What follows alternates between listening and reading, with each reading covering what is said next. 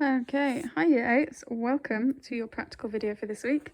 So, for this practical, you need one small microwavable plate.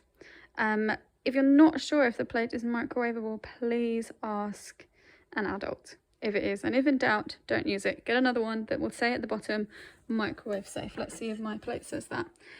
Yep, so you can see the symbols here at the bottom that indicate it is safe for the microwave.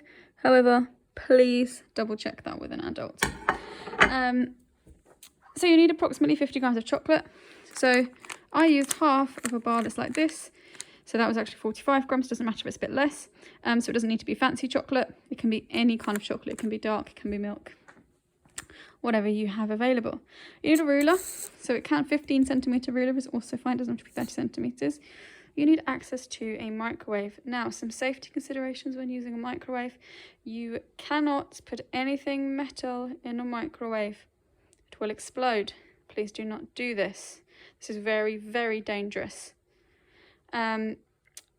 Please ask for permission before carrying out this practical. And just be really aware that if you do microwave anything, if you leave it in for too long, it may come out very hot. So please use a tea towel or oven gloves to touch any plates that come out of the microwave, just in case. If in doubt, turn your microwave off the wall and go and ask for help. Pen and paper just to record your results. I've been doing it on a whiteboard, but the pen and paper works just as well. Okay, really looking forward to seeing your results. Enjoy. So the first thing you need to do is cover your plate with melted chocolate. So you can do that by putting your chocolate in the microwave. Just put it in for 30 seconds at a time and then try and spread it so that you're melting it evenly and not burning it. And then when it's all melted, you can spread it all over the plate with a knife and try and get it as smooth as possible. I'm sure you guys can do a better job than I've managed to do here. And then you can pop it in the fridge until it's set. So by set, we mean that it's completely solid again. And then we can start the next part of the practical. All right, so my chocolate is now set. So I'm gonna take the rotating plate out of the microwave because we actually don't want our plate to turn, and I'll explain why. So what happens when something's in the microwave is that the microwaves penetrate it, and the bit that they penetrate heats up. And so if it stays in the same place, then just the same bit is going to be getting heated. So you'll have hot spots and cold spots. But when it rotates, it means that it gets evenly heated. But actually what we want is for it to stay in the same place because we want there to be hot spots and cold spots. So we can find out exactly where the waves are penetrating the chocolate. So that we can find out how big our wavelength is using our ruler. So the first time I did this, I left it in the microwave a little bit long. So just getting used to the power of this microwave that's in school.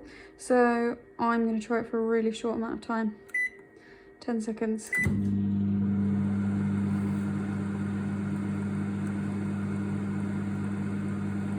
you can see it's not moving. Right, let's take a look now. So just move this stuff out of the way. Let me see, so you can use your finger to test. So far it all feels cold. See if I can find any hot parts. Still all very cold. Okay, I'm going to put it in for another, I'm going to put it in for 20 seconds this time.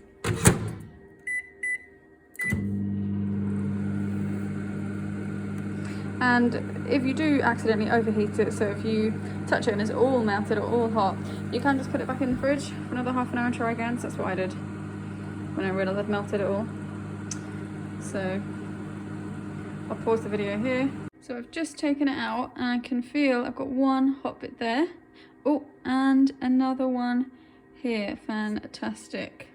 Okay, let me just wash my hands quickly. And, oh, and another part here as well. Wonderful.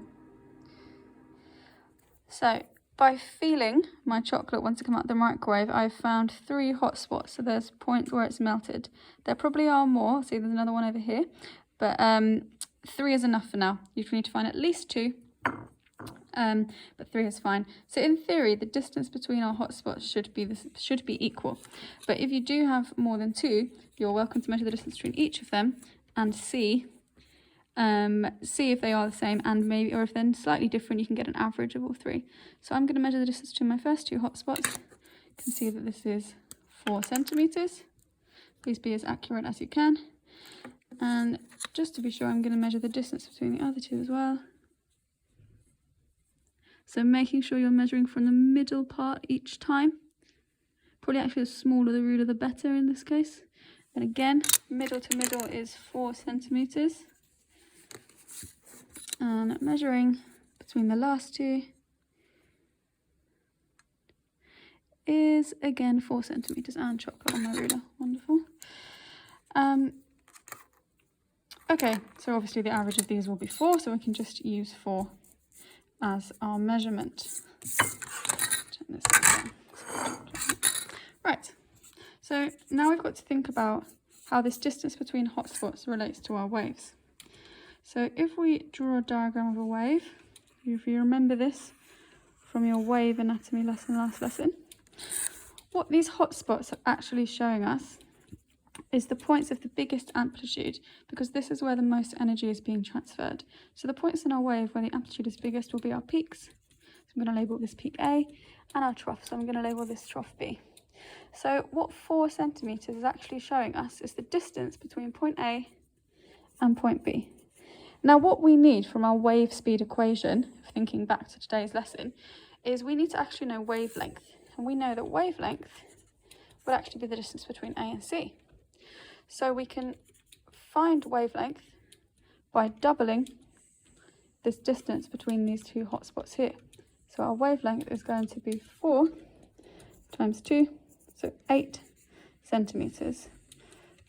I'm going to now convert it to meters, just to make our calculation in a minute a little bit easier. So to convert something from centimeters to meters, you need to divide by 100. Feel free to use a calculator for this. So now our wavelength is 0.08 meters. Okay, step 1 complete, well done. So I now want to find the frequency of my microwave. So this is the frequency of the waves that the microwave is emitting. So you might need to look around your microwave for this. It may be at the back. Make sure your microwave is unplugged while you're poking around with it. Okay, so your number should be fairly similar to this. If it's not, you may be looking at the wrong one. So we remember that our unit for frequency is hertz. So we can see the HZ, which is hertz there. There's another hertz up there, but it is definitely too small. So this M means mega. So our number for this, our frequency, is 2,450 megahertz. So if your number's kind of similar to this in the same range, then you've probably found the right one. If you really can't find yours, feel free to use this one, as it is likely very similar. Okay, now for the next part. Okay, now for the next part, the maths is very complicated because we're using very big numbers. So if you are very content with finding your wavelength, then really good job. That is very high level for year 8, so excellent stuff. If you want to continue extending your knowledge even further and you really would like to calculate the wave speed of the waves in your microwave, then please continue. So we know that our wave speed equation, so we need to do wave speed equals wavelength, so we've got our wavelength in meters, times frequency. Just write it in shorthand. However, this needs to be in hertz, and the number we have is currently in megahertz. So I have looked up on Google, which you can do too, or you can just take my word for it here. There is 1 megahertz equals 1 million hertz.